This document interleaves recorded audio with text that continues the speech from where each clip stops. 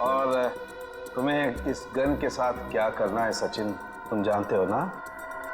हाँ सर, मुझे अच्छी तरह से मालूम है कि इस गन के साथ क्या करना है।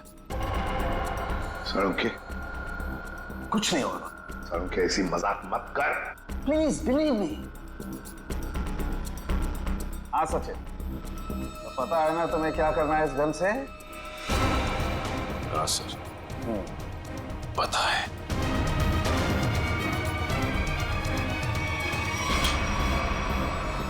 लाओ सचिन, ये गन मुझे दे दो।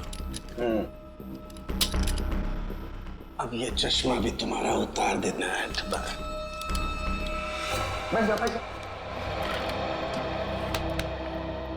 मुझे हो क्या रहा है?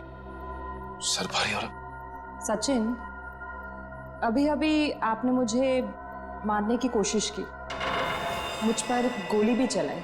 वो तो गन खाली थी इसलिए। अरे ये तुम क्या कह रही हो? मैं तुम्हें मारने की कोशिश क्यों करूंगा? मैं तुम्हें गोली क्यों चलाऊंगा? रिलैक्स रिलैक्स, मैं बताता। बस ये बहुत ही स्पेशल चश्मा है। इस चश्मे में एक डिवाइस लगी हुई, एक ऐसा यंत्र जिसकी वजह से जो इंसान इस चश्मे को पहनता है वो सम्मोहित हो जाएगा, हिप्नोटाइज। और ये नैनो डिवाइस है जो वॉइस रिकॉर्ड करता रहता है। तो जिस इंसान ने चश्मा पहना है उससे ये बताता रहता है कि उसे एग्जैक्टली करना क्या है। आपने जो मुझ पर गोली चलाई वो भी इसी डिवाइस की वजह से। इसलिए वो आवाज आ रही थी। लेकिन ये आवाज हमें सुनाई क्यों नहीं दी? वो इसलिए क्योंकि वो आवाज बहुत ही ज्यादा धीमी है। बॉस, वो आवाज इतनी कम है कि बाजू में खड़ा इंसान भी वो आवाज सुन नहीं सकता है। और जैसे ही ये चश्मा उतारा जाता है, आदमी भूल जाता है कि उसने जब वो चश्मा पहना था क्या किया था उस वक्त। एग्जैक्टली। और इसीलिए रतन जी को ये याद नहीं था कि इन्होंने शेखर पे गोली चलाई। और उस बॉडीगार्ड को भी इसीलिए पता नहीं चला कि वो कब छत पर गया और कब छलांग लगाई। ये सारा इस मनोज का किया हुआ कर्म है। अब वो वक्त आ गया है जो मैंने अपनी पूरी जिंदगी में किया, वो सारे कर्मों का हिसाब होगा। अफसोस, पाप का घड़ा उनमें से भी भारी है, लेकिन मेरी जैसी औरत का जीने का कोई अधिकार नहीं है, कोई अधिकार नहीं है। उम्मीद करती हूँ अगले जन्म में अच्छा इंसान बनने की कोशिश करूंगी।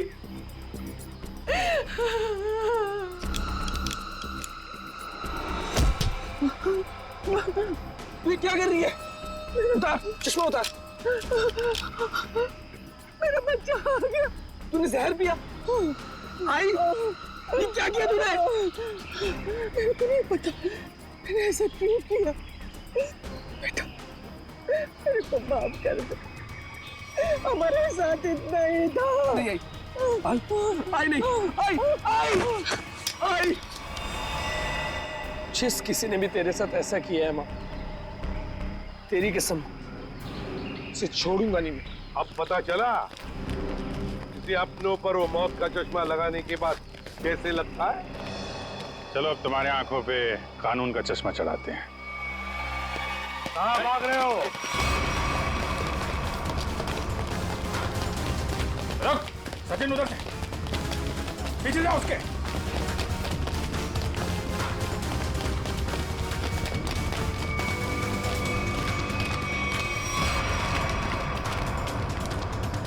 Wish you many happy returns of the day.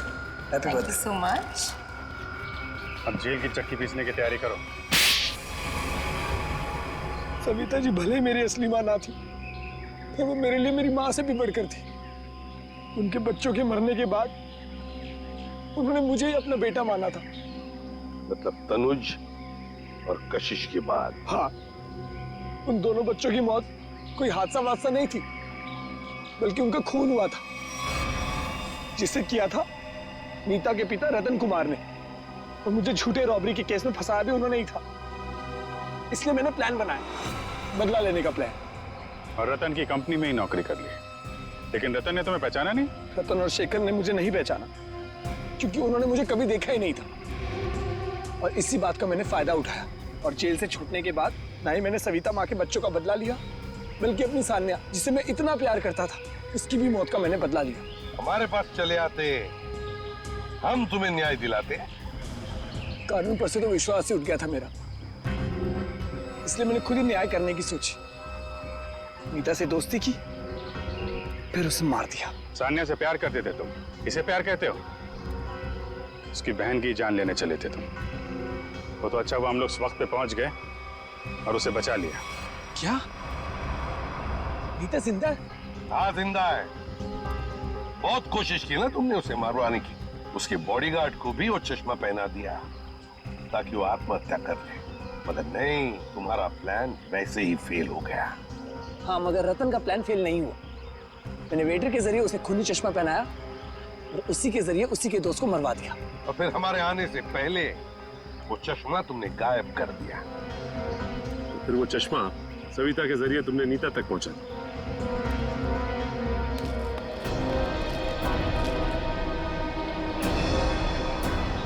माँ, तू जिंदा है? मैं जिंदा हूँ। मेरे को माफ कर दो मनोज बेटा, ये सब कुछ मुझे सीआईडी को बताना पड़ा। इन्होंने जो कुछ भी किया हमारे कहने पे किया। अपना बदला पूरा करने के लिए तुमने बहुत नाटक किया, और तुम्हारी असलियत सामने लाने के लिए हमने भी ये छोटा सा नाटक किया। क्या मिला तुम्हें?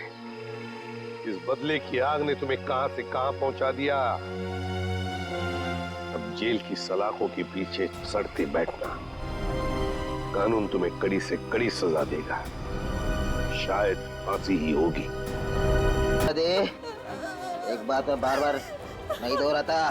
पैसा पेड़ पे नहीं उगता। लोगों के घर में झाड़ू बर्तन पोछा करके ही पैसे कमाए हैं मैंने।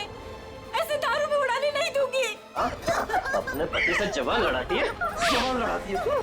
काकी, हाँ? अब आपके घुटनों में दर्द तो नहीं है ना? हाँ बेटा, तूने जो घुटनों के लिए दवा दिया था ना, उससे मेरा घुटना बिल्कुल ठीक हो गया। नमस्कार। नमस्कार, कैसे है? बस ठीक है। हाँ, बड़ी बड़ी बड़ी। ये नीता जी है, नमस्कार। ये नमस्ते। इस चाल में रहते हैं। हाँ, आइए।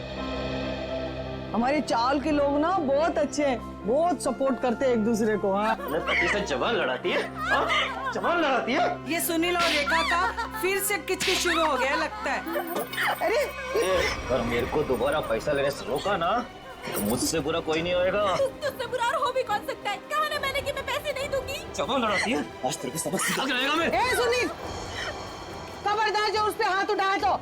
देख सविताई, ये मेरा और मेरे बाइकों का पर्सनल मामला है, बीच में कुछ नहीं बोलने का। इसको तो मैं ये तुम्हारा अकेले का मामला नहीं है, सगा साहिल से मामला है यहाँ। हाँ, अगर दोबारा दुखा को तुमने धमकी दी तो तुझे चाल के बाहर उठा के फेंक दूंगा मैं। हाँ, खबरदार, जो किसी ने मेरे मर्द को धमकी दी, वो जैसा भी है मेरा पति है और इसे कोई भला बुरा नहीं कह सकता। सुना तुमने? तुम्हारे इतने जुल्म बर्दाश्त करने के बावजूद भी ये अपना पत्नी धर्म निभा रही। क्या तुम एक पति होने का कर्तव्य पूरा कर पा रहे हो? देख, अगली बार ना तूने उस पे हाथ भी उठाया या उंगली भी उठाई ना, तो तेरे को मैं जेल में भिजवा दूंगी, समझा? गलती हो गई, गलती हो गई, चल जा भाई। माफी हमसे नहीं, अपनी पत्नी से मांगो। अरे बस जाने दो, चलो नहा लो, मुझे भी काम के लिए निकलना है। चलिए, अच्छा है, सुनील को अकल आ गई आज। सुनील को तो सबक मिल गया, लेकिन इन दोनों का झगड़ा देखकर ना मेरे को मेरे पुराने दिन याद आ गए। आपके पति भी? हाँ, बहुत शराब पीता था, हर वक्त नशे में रहता था, और जब नशे में नहीं रहता था ना, तो इसी तरह जबरदस्ती मेरे से पैसा मांगता था। और आप पैसे दे देती थी? हाँ, क्या करती? और जब मैंने पैसा देना बंद किया ना, तो मेरे सारे गहने, कपड़े, घर का सारा सामान, यहाँ तक कि घर का पूरा अनाज भी बेचना शुरू कर दिया। और फिर एक दिन यही शराब उनको मुझसे दूर ले गई और लीवर फेल हो गया। आई एम सॉरी, मुझे ये सब नहीं पता था। अब आपके पति के बाद आपके घर में कौन कौन है? मेरे 2 बच्चे थे, अनुज और कशिश, भगवान भी इतना निर्दयी है ना, एक एक्सीडेंट में मेरे 2 बच्चों को मुझसे छीन लिया। मैं समझ सकती हूँ कि अपने को खोने का गम क्या होता है। हौसला रखिए, आने वाले दिन खुशियां ही खुशियां लेकर आएंगे। कल की इसी उम्मीद पे तो मैंने ये एनजीओ की स्थापना की थी और चाल के सारे परिवार वालों को मैंने अपना परिवार माना। काकी, आप बहुत ही नेक काम कर रही हैं। अच्छा अभी रहने दे, ज्यादा तारीफ मत कर मेरी। हाँ चल अंदर चल, मैं तेरे को ना गरम गरम चाय पिलाती हूँ। हाँ अरे नहीं काकी, मुझे ना लेट हो रहा है और आज ही मुझे कॉलेज भी जाना है अपने थीसिस का फॉर्म भरने। तो हम शाम को मिलते हैं चाय पे। पक्का ना? संभल के जाना। आज तो बहुत लेट हो गई।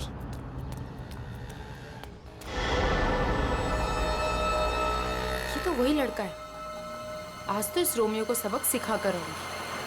हेलो ओए मिस्टर, हेलो रुक, कब से मेरा पीछा कर रहा है? रुक, भागता कहाँ है? रुक। भाग गया, पता नहीं कहाँ कहाँ से आ जाते हैं।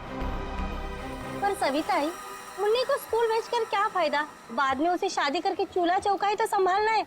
यही तो गलत मानसिकता है उर्मिला। शिक्षा ग्रहण करने के लिए जितना अधिकार लड़कों का है ना, उतना ही लड़कियों का भी है। आज हमारे देश में ज्यादातर परिवारों में महिलाएं उतना ही आर्थिक सहयोग देती है जितना कि पुरुष। क्यों नीता, मैंने ठीक कहा ना? बिल्कुल कहा। आज के जमाने में स्त्री का अस्तित्व उसके पिता या पति पे निर्भर नहीं करता। लड़की को भी पूरा अधिकार है कि वो अपनी पहचान बना सके और समाज के साथ कंधे से कंधा मिलाकर आगे बढ़ सके।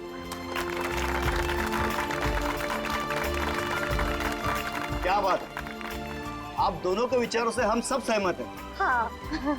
तो मुन्नी का स्कूल जाने का पक्का हो गया। हाँ, पक्का। ये फिर से यहाँ आ गया। लगता है इसको सुबह की डांट का कुछ असर नहीं हुआ। कौन है ये नीता, तुम जानती हो? नहीं काकी, पता नहीं कौन है और कहाँ से आया है, लेकिन रोज मेरा पीछा कर रहा है। अरे पहले क्यों नहीं बताया? चलो जमकर खबर लेते हैं आज इसकी। चलो चल। हेलो, तुम मेरा पीछा करते करते यहाँ तक आ गए? क्या कर रहे हैं? चाहते क्या वहाँ? अरे कहाँ जा रहे मैं हैं? तुमसे बात कर रही हूँ। अरे सुनाई दे रहा है कि नहीं दे रहा है? क्या हो गया इसे? अरे सीढ़ी, अरे ये तो छत, अरे सुनो, छत के ऊपर जा रहा है। कहाँ जा रहे हो? एक किधर जा रहा है ये? रुको। हाँ, अरे क्या कर रहा है? अरे नीचे उतर। अरे खोपड़ी सटक ली है तुझी, क्यों जान देना चाहता है अपनी? अरे बोल ना कुछ। अरे बोल। मैं यहाँ कैसे आया? इधर क्या कर रहा हूँ मैं? तेरे को नींद में चलने की आदत है क्या? हाँ? कब से बुला रहे थे तेरे को? ड्रामा मत करो, बताओ कि मेरा पीछा क्यों कर रहे थे? मैं बात करती हूँ। बेटा देख, तेरे दिल में ना जो कुछ भी है सच सच बता दे। तू नीता को पसंद करता है क्या? वो बात नहीं है, मैं तो नीता जी का बॉडीगार्ड हूँ। इनके पिताजी ने मुझे इस काम पर रखा था कि इनकी मैं रक्षा करूं। उन्होंने ये भी कहा था कि इनको पता न चले। झूठ मत बोलो, मेरे पापा मुझसे बिना पूछे कुछ नहीं कर सकते। मैं सच कह रहा हूँ, ये मेरा आईडी कार्ड।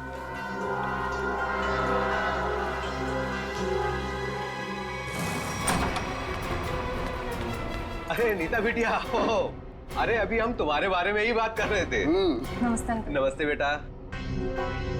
क्या बात है बेटा, अंकल से नमस्ते और पापा से हेलो हाय कुछ भी नहीं? मैं आपसे बहुत नाराज हूँ। ऐसा मैंने क्या कर दिया? आप जानते हैं ना कि मैं मंगलावाड़ी चौल में अपनी रिसर्च कर रही हूँ। मुझे उन लोगों के रहन सहन, उनका गुजर बसर वो सब जानना है, इसलिए तो मुझे उनके बीच में रहना पड़ रहा है। हाँ बेटा, तो मैंने आपको अनुमति दे तो दी थी ना चौल में रहने की। अनुमति दी, वो ठीक है, लेकिन वो बॉडीगार्ड, वो मेरे पीछे क्यों आ जाता है बार बार? देखो बेटा, मैंने बॉडीगार्ड इसलिए रखा था कि मैं चैन की नींद सो सकूं और मुझे यकीन रहे कि मेरी बिटिया वहां पर सुरक्षित है। पापा, मैं कोई बच्ची थोड़ी हूँ, अपनी देखभाल कर सकती हूँ। शेखर अंकल, समझाइए ना पापा को। पापा के लिए तो तुम हमेशा बच्ची ही रहोगी। 50 साल की हो जाओगी ना तब भी। आप भी ठीक है, आप भी ना पापा की तरफदारी कर लो। अरे नहीं नहीं बेटा, हम तो आपकी ही तरफ हैं।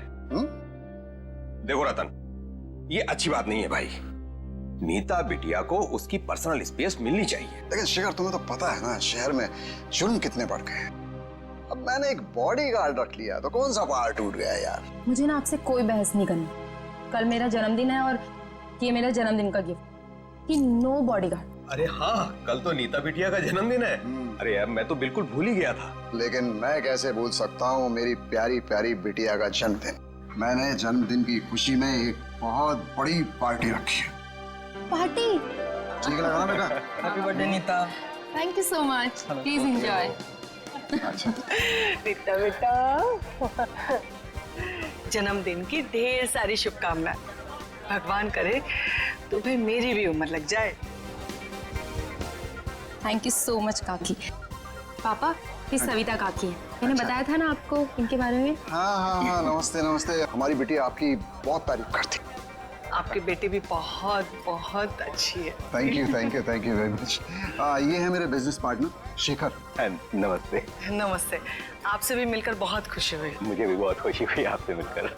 अंकित, many happy returns of the day. Happy birthday. Thank you so much. अरे sir, looking handsome sir. Thank you. अच्छा सर, कल हमारे नए प्रोजेक्ट की मीटिंग फिक्स हुई है सुबह 10 बजे। 10 बजे? Okay, done. हेलो जी, ये मेरी बर्थडे पार्टी है, आपका ऑफिस नहीं। तो ये जो अपना काम है ना, ऑफिस तक ही रखिए। सॉरी बेटा, सॉरी। आई एम सॉरी, आज काम की कोई बात नहीं हो गई, ठीक है? चलो अब केक काटे। पापा बस एक मिनट, छोटा सा सरप्राइज है। रामू, श्याम, जल्दी से सारे मेहमानों के चश्मे ले आओ। चश्मे? चश्मे? ये देखिए, रंग बिरंगे चश्मे। सो आज का थीम है गॉगल्स, तो ये सबको पहनने हैं। Okay guys? Very innovative idea.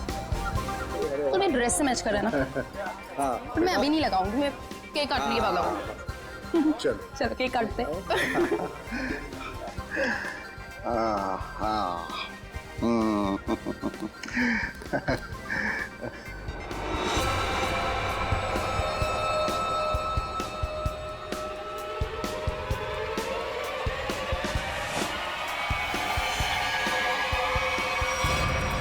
Gun?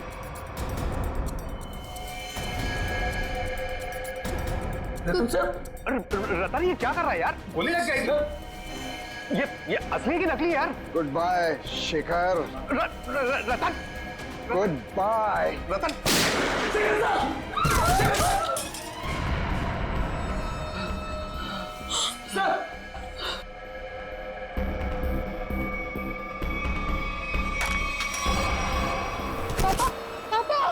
पापा, ये तो बेहोश हो गए। ये अच्छा है, गोली मार के बेहोशी की एक्टिंग कर रहे हैं। अरे कोई एम्बुलेंस बुलाओ, शेखर जी को गोली लगी है। और सीआईडी को भी फोन करना पड़ेगा। Hello CID?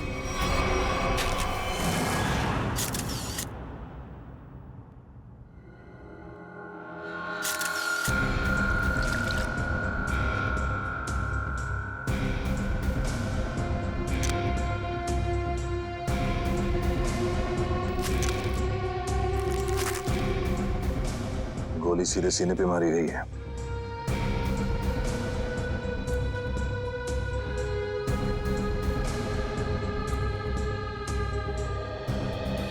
आप सबने देखा था रतन जी को गोली चलाते हुए शेखर जी पे? हाँ सर, हम तो हक्के बक्के रह गए ये देख के। इतनी अच्छी पार्टी चल रही थी, सब कितना एंजॉय कर रहे थे। पता नहीं अचानक रतन जी को क्या हो गया, उन्होंने गोली चला दी। जरूर मेरे पापा के खिलाफ किसी ने साजिश की। ऐसा कर ही नहीं सकते। रतन जी।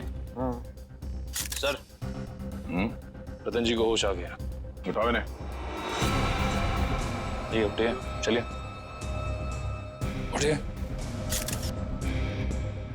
शिखर को क्या हो गया?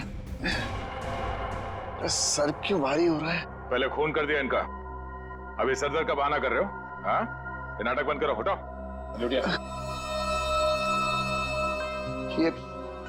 ये आप क्या कह रहे हैं? मैंने किसी का खून नहीं किया। नीता बेटा, क्या कह रहे हैं ये लोग? मेरी समझ में नहीं आ रहा है बेटा। पापा, मुझे खुद समझ में नहीं आ रहा है कि ये सब हो क्या रहा है। समझ में आएगा। सबको बहुत जल्दी सबको समझ में आ जाएगा। निखिल, मयूर, घर की अच्छी तरह से तलाशी लो। यहाँ पे पार्टी में जितनी भी चीजें मौजूद है सबको उठा लो। जयंती, सर, इस गन को फोरेंसिक लैब में भिजवा दो। रतन जी, चलिए ब्यूरो चलते हैं। पापा ठीक तो है ना? पापा सब बैलिस्टिक्स रिपोर्ट आ गई। इसमें साफ साफ लिखा है कि शेखर को जो गोली लगी थी वो रतन जी के गन से चली थी, और उस गन पे जो उंगलियों के निशान मिले थे वो भी रतन जी के ही थे। कहिए रतन जी, क्या कहना है आपको इस बारे में? नहीं, कुछ समझ में नहीं आ रहा सर। मेरा सर बहुत भारी हो रहा है। ऐसा लग रहा है जैसे किसी गहरी नींद से जागा हूं मैं। कोई डरावना सपना देखा है मैंने। हाँ, मगर क्या करे, शेखर जी की मौत तो कोई सपना नहीं है। सारे सबूत यही कह रहे हैं कि शेखर का खून तुमने किया है। मैंने कोई गोली नहीं चलाई सर।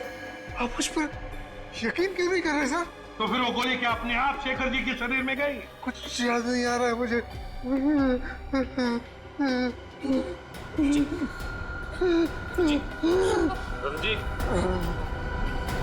मैंने कहा था ना आपसे कि मेरे पापा दिल के मरीज हैं, उन्हें टेंशन मत दीजिए। सर, मैं एम्बुलेंस को फोन करता हूँ। नहीं, अपनी गाड़ी में लेकर चलो, हॉस्पिटल में एडमिट करो जल्दी। चलिए। मैं भी चलती हूँ साथ में। नहीं, आप नहीं जाएंगी। उन्हें पहले एडमिट होने दो, बाद में मैं भी चलूंगा तुम्हारे साथ।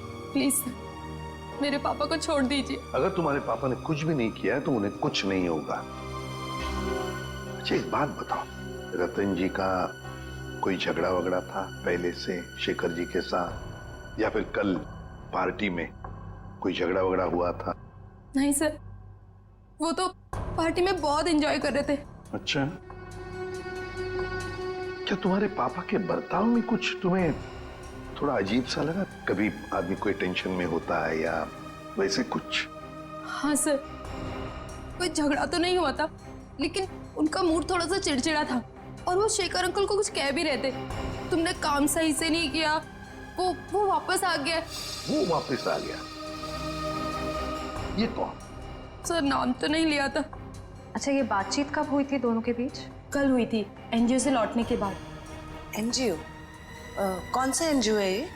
मेरी बड़ी बहन सानिया की मौत के बाद पापा ने एक एनजीओ खोला था, जहाँ पे हम गरीब लोगों को रोटी, कपड़ा और रहने के लिए छत देते हैं। कहाँ है ये एनजीओ? नमस्कार साहेब, मी कपिल, यहाँ एनजीओ मॅनेजर आहे।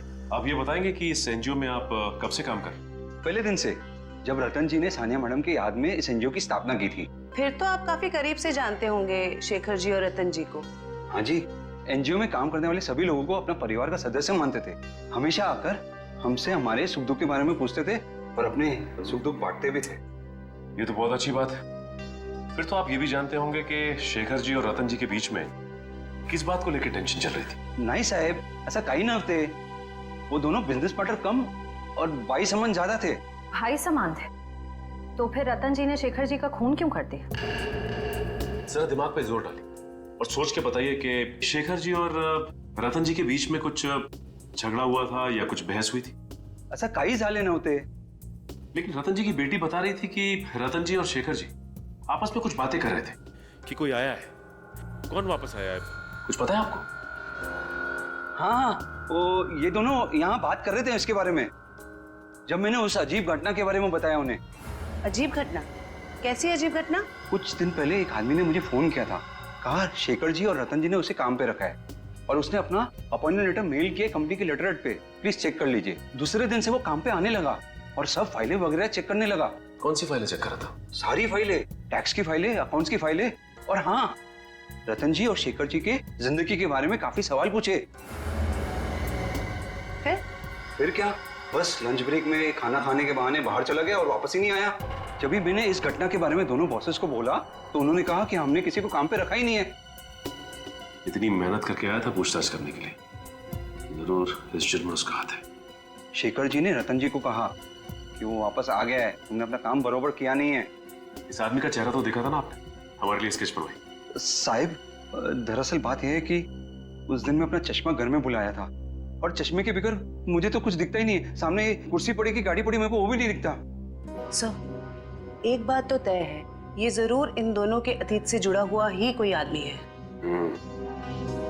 एग्जैक्टली। इसीलिए तो बड़ी आसानी से इस अनजान आदमी को उन्होंने पहचान लिया। इस नए मोहरे से जल्द मिलना होगा।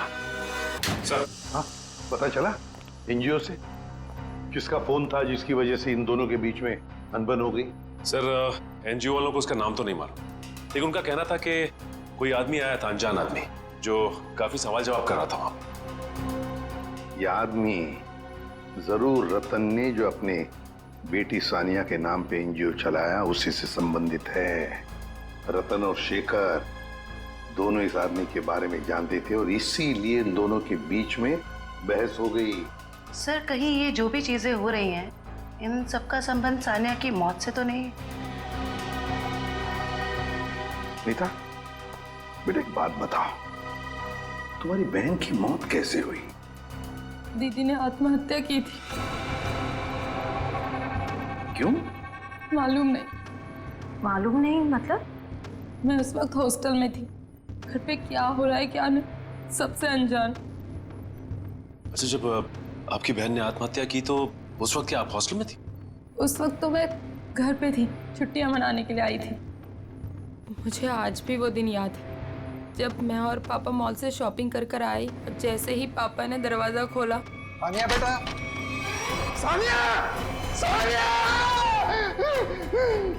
नीता, क्या तुमने अपने पापा से पूछा नहीं, जानने की कोशिश नहीं की कि क्यों तुम्हारी बहन सानिया ने ऐसा कदम उठाया? पूछा था सर, बहुत बार, लेकिन पापा हमेशा यही कहते थे कि तुम्हें इस बारे में जानने की जरूरत नहीं, और वो रोने लगते थे। इसलिए मैंने इस बारे में कभी उनसे बात नहीं की। हम अगर किसी को तो पता होगा ना क्या तकलीफ थी सानिया को, कोई खास दोस्त न कोई तो।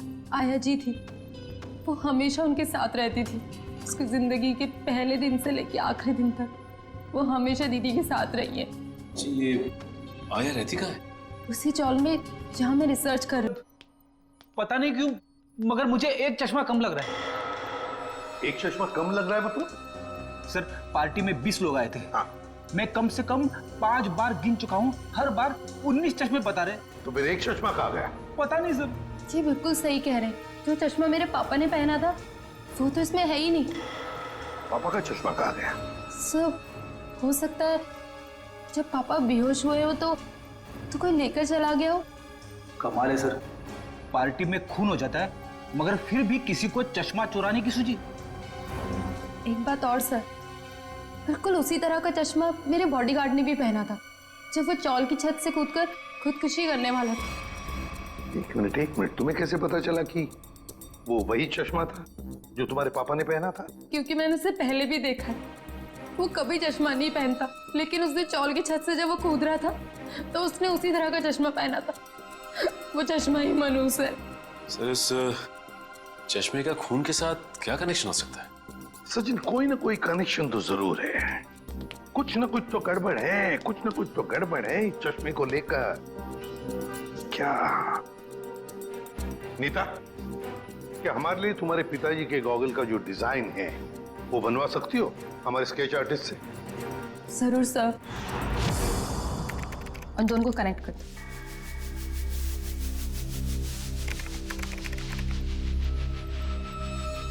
सर, ठीक है, थैंक यू। कमाल का डिजाइन है ये इस चश्मे का। सर, ये चश्मा तो कस्टम मेड लगता है, क्योंकि रेडीमेड चश्मों की डिजाइन ऐसी नहीं होती। हाँ श्रेया, ये ऑर्डर दे के, डिजाइन देकर बनाया गया चश्मा है ये। पता लगाना पड़ेगा शहर में ऐसी कौन सी दुकानें हैं, कितनी दुकानें हैं जो इस तरह के चश्मे बनाती हैं। फिर सानिया की आया के बारे में भी पता लगाना पड़ेगा। हेमलता जी? कौन है? आप सानिया की आया थी ना? हाँ, पर आप लोग? देखिए, हम सीआईडी से। सीआईडी?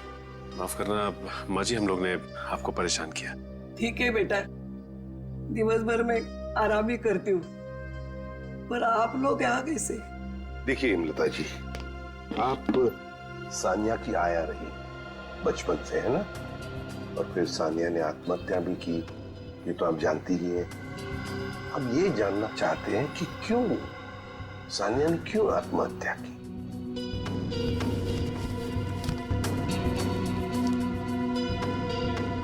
बहुत दिनों बाद इन बूढ़ी आंखों को आप लोगों ने नम कर दिया।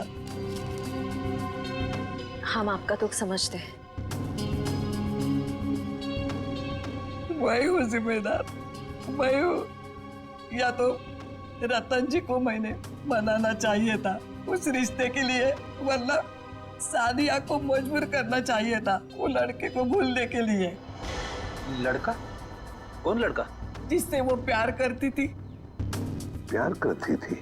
अच्छा, तो फिर हुआ क्या? वही अमीर गरीब लड़का, गरीब था ना।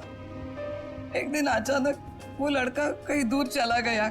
महीनों इंतजार करती रही सानिया, न खाती थी न पीती थी। वो अपने बंद कमरे में रोती रहती थी। वो लड़का कौन है, कहाँ रहता है, क्या उसका कोई टेलीफोन नंबर वगैरह है आपके पास? नहीं, सानिया ने कभी उसका नाम या पता नहीं बताया अभी। चल ठीक है, कोई बात नहीं। सॉरी, हमने आपको बहुत तकलीफ दी। आराम कीजिए। सर, सोच रही हूँ दया सर के लिए एक चश्मा ले लूं। दया का बर्थडे आने वाला है क्या? नहीं सर, वो हमेशा ना मुझसे उखड़े उखड़े रहते हैं, इसीलिए। अच्छा, गिफ्ट देके उनको खुश करना चाहती हो? नहीं सर, उन पे बहुत अच्छा लगेगा, इसलिए। बाद में देखते हैं। एक्सक्यूज मी जी, कहिए किसके लिए चश्मा दिखाऊं? एक मुजरिम के लिए। मुजरिम के लिए चश्मा?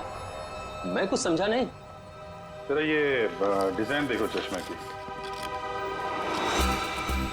ये आपने ही बनाया था? जी हाँ, आपको पसंद है? आप लोगों के लिए भी बनवा दूं? नहीं, आप हमें माफी कीजिए। आपका बनाया हुआ ये चश्मा पहनकर लोग उल्टी सीधी हरकतें करने लगते हैं। कोई छत पे पहुंच जाता है छलांग लगाने, तो कोई किसी को गोली मार रहा है। क्या मजाक कर रही हैं आप? ये सब मेरे चश्मे की वजह से हो रहा है? हम मजाक के मूड में नहीं है। सीआईडी? अब जरा ध्यान से बताओ, किसके लिए बनाया था ये? एक मिनट सर। सर, ये कोई अभिषेक नाम का आदमी था।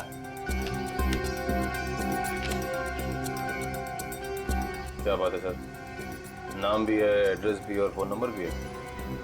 कॉल करो जी।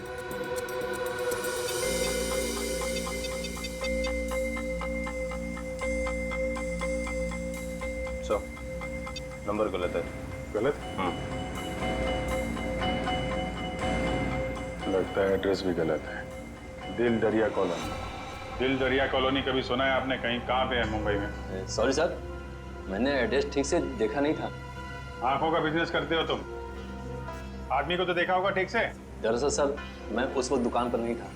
मेरा कारीगर जगनलाल था, उसने ही अभिषेक को देखा था।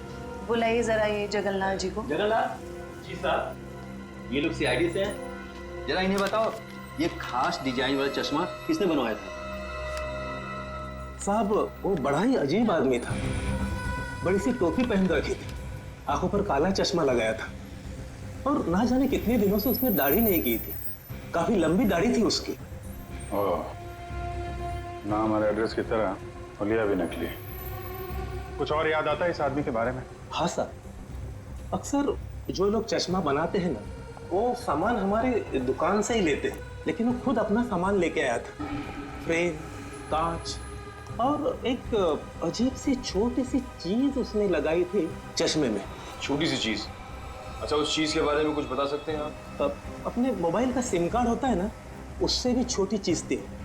और साहब, चश्मा बनने के बाद उसने मुझे पहनने भी नहीं दिया। मुझे फिटिंग चेक करवानी थी तो बोला चश्मा गंदा हो जाएगा। ये भी कोई बात हुई? कोई बात नहीं। आप जरा ये मेरा कार्ड रखिए। अगर वो आदमी दोबारा आए या दिखाई पड़े तो मुझे फोन करना, और उसको नहीं बताएंगे, इतना तो समझते हैं ना आप? समझ गए सर। सर, ये रोहन और मीशा है, ये सानिया के बड़े अच्छे दोस्त थे। घबराओ मत। देखो, हमने तुम्हें यहाँ कुछ सवाल पूछने के लिए बुलाया है। कैसे सवाल सर? सानिया के बारे में। क्या तुम लोगों को पता है सानिया ने ऐसा क्यों किया, क्यों आत्महत्या की? पता नहीं सर, अगर उसे कोई प्रॉब्लम होती तो हम जरूर उसकी मदद करते, लेकिन ऐसा कुछ नहीं था सर। एक बात बताओ, क्या सानिया का कोई बॉयफ्रेंड वगैरह था? कोई लड़का था उसकी जिंदगी में? हाँ सर, एक लड़का तो था, मगर उसने कभी हमें उससे मिलवाया नहीं। क्यों? पता नहीं सर, वो बोली सब कुछ ठीक हो जाने के बाद सबको बताएगी। बहुत सीरियस थी उसको लेकर, शादी करना चाहती थी उससे। अच्छा, क्या नाम क्या था उस लड़के का? नहीं सर, उसके बारे में कुछ भी नहीं बताया था। पर हाँ सर, वो कॉलेज खत्म होने के बाद मंगलावाड़ी चौल जाती थी। एक दो बार तो मैंने खुद उसे वहाँ पे छोड़ा था। वहाँ पे एक लड़का बाइक पे हेलमेट पहने उसका इंतजार किया करता था। मंगलावाड़ी, चलो थैंक यू वेरी मच, तुम दोनों जा सकते हो। मंगलावाड़ी चाल? सर, नीता तो वहीं पे रिसर्च करती थी।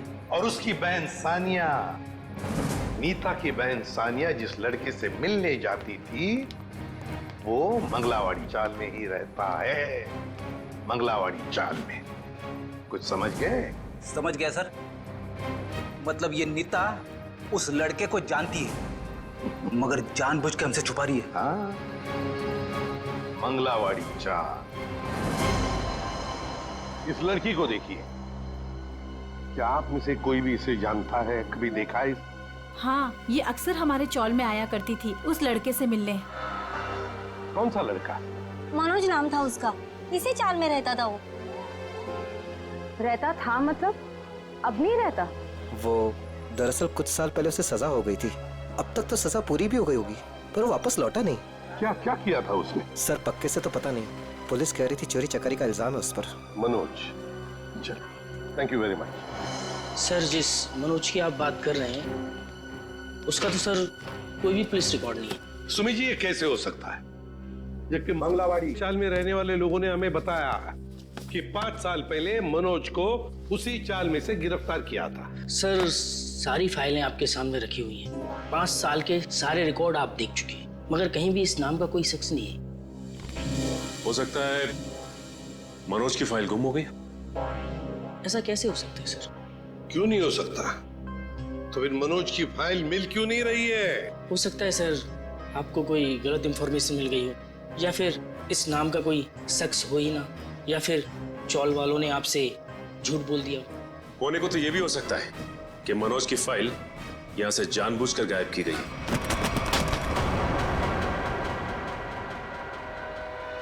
रवि जी, क्या हुआ? तबीयत बिगड़ गई क्या?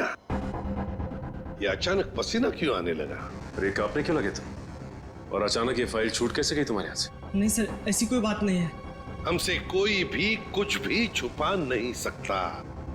बताओ क्या बात है? भागता किधर? लगता है सर ये बिना दवा खाए इसकी बीमारी ठीक होगी नहीं।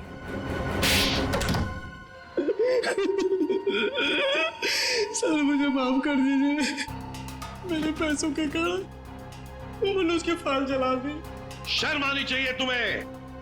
पैसों की लालच में तुमने एक मुजरिम की मदद की, और तो और अपने नौकरी से गद्दारी की, अपने देश से भी गद्दारी की तुमने। कौन से जेल में है मनोज? सर, तिलक नगर जेल में था। 7 साल की सजा थी उसे।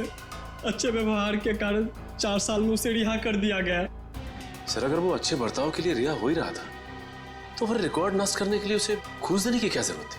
सचिन, शेखर और रतन, इन दोनों के बीच में जो बहस हुई थी उसमें शेखर बोल रहा था कि वो वापस आया है, तो फिर जरूर वो मनोज के बारे में बात हो रही थी। सर, उस चश्मे वाले का फोन। हाँ सर, मैं जगन्नाथ चश्मे वाला। सर, अभिजीत सर का फोन नहीं लग रहा था, इसलिए मैंने आपको फोन किया। हाँ बोलिए। सर, वो आदमी फिर आया था चश्मा बनाने। अब इस वक्त कहाँ है वो आदमी? सर, वो जाते वक्त फोन पे बात कर रहा था, कह रहा था कि किसी विद्युत नगर जा रहा है, सेक्टर 5। विद्युत नगर? नीता भी तो विद्युत नगर में रहती है। माय गॉड, नीता की जान को खतरा है। हाँ एसीपी सर, हम नीता के घर पहुंच गए हैं।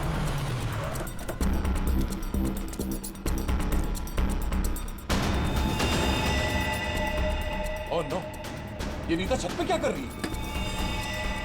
इसे रोकना होगा। नीता!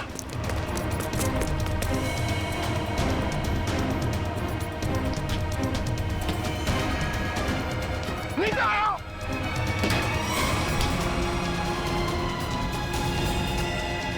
तो हटो।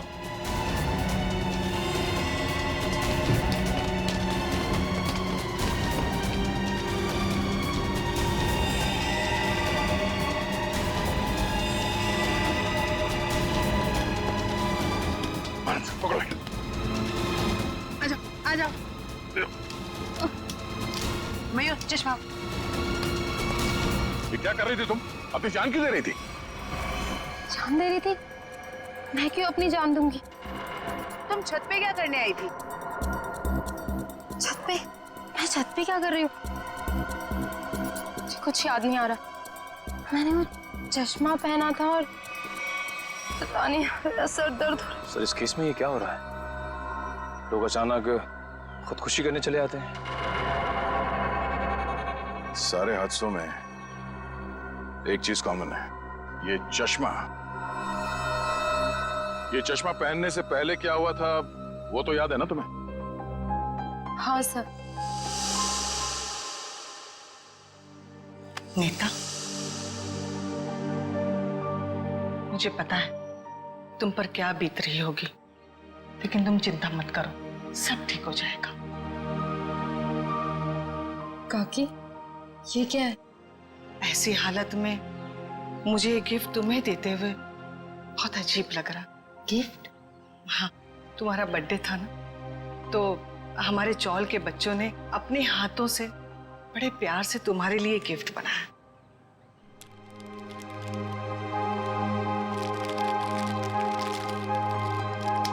चश्मा?